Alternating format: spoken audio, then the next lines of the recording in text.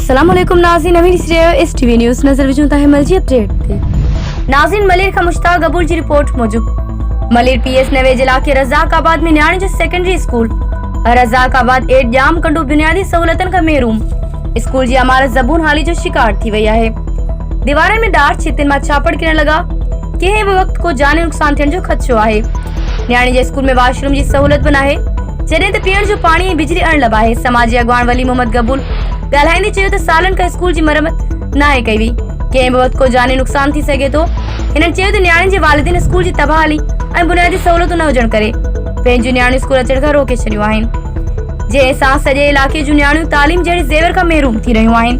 हिननि वज़ीर आला सिंध सैयद मुराद अली शाह, वज़ीर तालीम सिंध सैयद सरदार शाह मलिर जे चूंडियल नुमाइंदनि खां मुतालबो कयो आहे त स्कूल जी तबाह हाल इमारत जी मरम्मत कराए बुनियादी सहूलतूं ॾिनियूं वञनि।